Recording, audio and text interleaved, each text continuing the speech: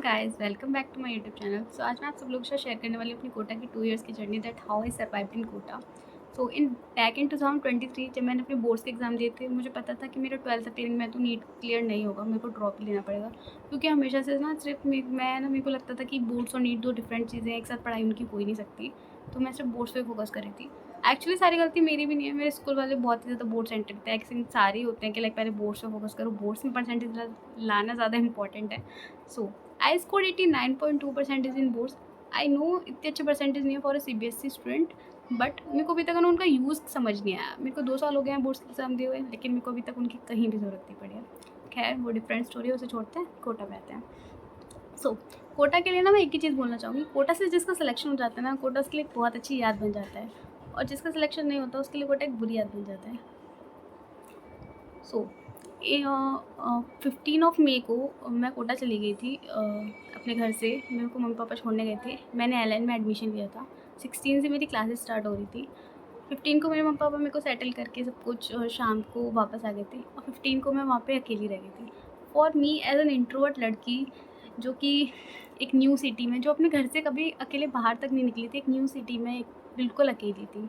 वो दिन वो रात मुझे ऐसा लग रहा था पता नहीं मैं कहाँ आ गई हूँ, मैं कैसे यहाँ पे सर्वाइव करूँगी अकेले। क्योंकि मैं, पता है, अननोन लोगों से हाय हेलो भी नहीं बोल पाती थी, लाइक मैं किसी से इंटरेक्ट ही नहीं कर पाती थी, मैं बहुत इंट्रोवर्ट थी। आई थिंक हूँ, ठीक है। तो फिर लाइक 15 को तो रात भर नींद नहीं आई। फिर 16 को हमारी 6:30 बजे से क्लासेस थी। तो मैं उठी, एलन गई, इंस्टीट्यूट गई, और है ना एकदम कॉर्नर वाली सीट पे जाके बैठ गई। क्योंकि मेरे को पता था मैं बहुत इंट्रोवर्ट थी, मैं किसी से इंटरेक्ट नहीं कर पाऊँ, तो मैं एकदम कॉर्नर में लास्ट में जाके बैठ गई। मेरा यही रूटीन रहता था। लाइक मैंने अपनी पूरी 1 साल की जर्नी में मैंने अपनी क्लासेस एक भी बार मिस नहीं करी, लेकिन मेरा यही रूटीन रहता था। मैं जाती थी एकदम कॉर्नर वाली सीट पे जाके बैठ जाती थी। और एज एन इंट्रोवर्ट मैं अपनी बिगेस्ट मिस्टेक बोलूँ ना, अगर मेरी कोटा में रही है, तो वही, एज एन इंट्रोवर्ट मैंने कभी टीचरों से डाउट पूछने की हिम्मत ही नहीं करी। मैं उनके पास डाउट पूछे जाती ही नहीं थी। टीचर जो होमवर्क देते थे वो खुद सॉल्व कर लेती थी, हो जाता था ठीक ठाक। जो डाउट आता था वो कभी क्लियर ही नहीं करती थी। पता है धीरे धीरे ऐसे सब कुछ चलता रहा। 1-2 दोस्त भी बन गए थे क्लास में, 1-2 हॉस्टल में भी दोस्त बन गए थे। पता है कोटा में सबसे बड़ी प्रॉब्लम क्या है, आपको ये समझ में नहीं आता कौन आपका अच्छा है, कौन आपके बारे में अच्छा, कौन आपका भला सोच रहा है, कौन आपका बुरा सोच रहा है। ये डिसाइड करने में ना, मतलब लाइक मैं बोलूँगी आपके पूरा 1 साल निकल जाता है कि आपके लिए कौन अच्छा है, कौन आपका अच्छा सोच रहा है। लाइक एक पल को आपको लगेगा ये सारे मेरे अपने हैं, मेरे बारे में सोच रहे हैं, बट अगर एक पल को आप सोचोगे ना, तो आप ये देखोगे कि सब लोग कम्पीट कर रहे हैं एक एग्ज़ाम के लिए जो हम लोग दे रहे हैं। ऐसे करते करते ना, मतलब टाइम निकलता गया। 1-2 महीने हो गए, क्लास में भी 3-4 दोस्त बन गए थे, हॉस्टल में भी 1-2 दोस्त थे। लाइफ ठीक चल रही थी, लाइक सॉर्टेड ही था सब कुछ। खाने में मेरे को ऐसा कोई प्रॉब्लम नहीं थी, मेरे को तो जो मिलता था वो मैं खा लेती थी। बट पता है सबसे ज़्यादा कोटा में, मतलब लाइक हमारे लिए जो as a NEET aspirant institute में से सबसे ज़्यादा खतरे वाली घंटी होती थी, वो होता था संडे का टेस्ट। क्योंकि भाई एक तो पहले है ना, पूरी मतलब सैटरडे की नाइट ना हम ऐसे जम के पढ़ाई करते थे ना, जैसे लगता, जैसे आप लोग बोलते ना लाइक कॉलेजेस के एग्ज़ाम, ऐसे लाइक हमारे लिए भी, मतलब इंस्टीट्यूट में जो हमारे वीकली टेस्ट होते थे ना, उसके लिए हम ऐसी रात भर सैटरडे नाइट को पढ़ाई कर रहे होते थे। देन संडे को टेस्ट दे के आते थे। देन आफ्टर टेस्ट ऐसा लगता था ना जैसे हमने नीट का एग्ज़ाम दे लिया है, इतना हम लोग है ना रिलैक्स फील करते थे। देन जब वो रिज़ल्ट आ जाता था ना 1-2 घंटे बाद, देन हम सब लोग अपने अपने रूम में लॉक्ड हो जाते थे। लाइक क्योंकि पता है जब आपके टेस्ट के स्कोर आता है ना, तो आपको लगता है कि यार नीट में भी यही स्कोर आएगा, तो उससे आप बहुत डिमोटिवेट हो जाते हो। उन टेस्ट के मार्क्स से हम बहुत डिमोटिवेट हो जाते थे।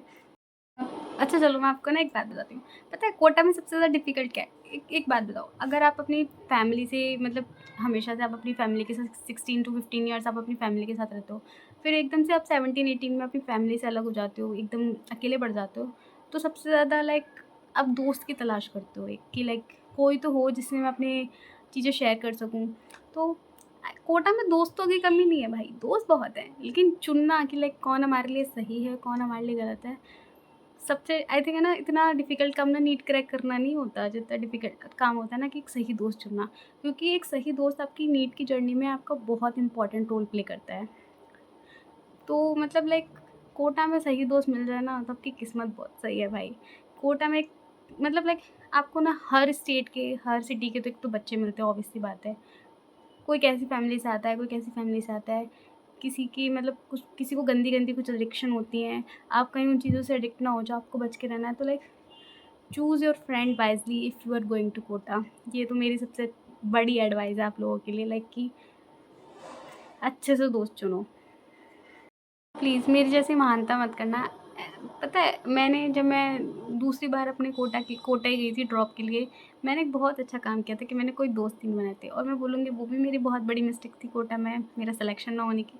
क्योंकि आपके लिए 1-2 ऑफ़लाइन फ्रेंड्स बहुत ज़रूरी होते हैं अपनी चीज़ें शेयर करने के लिए। क्योंकि अगर आप अपनी सारी बातें अपने मन में रखोगे ना, तो आप बहुत हैवी फ़ील करते हो, आप फ्रीली माइंड से पढ़ाई नहीं कर पाते हो। So please if you are going to Kota, make some friends, but think twice friends बनाने से पहले। क्योंकि फ्रेंड्स अच्छे होना बहुत ज़रूरी है, जो आपको पढ़ाई के लिए मोटिवेट करे, आपके साथ पढ़ाई करे, बल्कि ना कि अपने मार्क्स देख के आपको डिमोटिवेट करे और खुद भी डिमोटिवेट हो। मेरे फर्स्ट ईयर में मतलब ऐसे कुछ दोस्त थे जो मेरे को मतलब खुद तो डिमोटिवेट होते थे, मुझे भी डिमोटिवेट कर देते थे। सो फिर ऐसे चलता रहा सब कुछ, लाइक टेस्ट वेस्ट देते रहे, क्लासेस एंड होती गई। फिर एट द एंड फ़ेब आया जब हमारी क्लासेस बिल्कुल बंद हो गई थी। ये मेरे लिए बोलूँगी मेरी जर्नी के लिए सबसे मेजर सेटबैक था, क्योंकि जब क्लासेस बंद हो गई पूरे टाइम सिर्फ रूम पे रहना था। मैं एज़ अ काइंड ऑफ बोल सकते हैं मैं डिप्रेशन में चली गई थी, लाइक मैं पढ़ाई ही नहीं कर रही थी, मेरे पे फोकस ही नहीं हो पाता था, रूम में पड़ी रहती थी। बट धीरे-धीरे करके फ्रेंड्स के साथ ग्रुप स्टडी करी, फ़ोकस करना स्टार्ट किया पढ़ाई पे। चीज़ें ठीक भी हो गई थी, नॉर्मल भी हो गई थी, हम टेस्ट भी देने जाते थे, ग्रुप स्टडी करते थे, पढ़ाई भी करते थे। लेकिन मेरे को नहीं लग रहा था कि मेरा सिलेक्शन हो पाएगा, क्योंकि मेरे उतने मार्क्स नहीं बन रहे थे। अगर मैं बोलूँगी अगर मैंने शायद फ़ेब में जाके लाइब्रेरी वगैरह जॉइन कर ली होती, मैंने फ़ोकस किया होता पढ़ाई पे, तो शायद आज मैं एमबीबीएस कॉलेज में होती, और आई डोंट नो।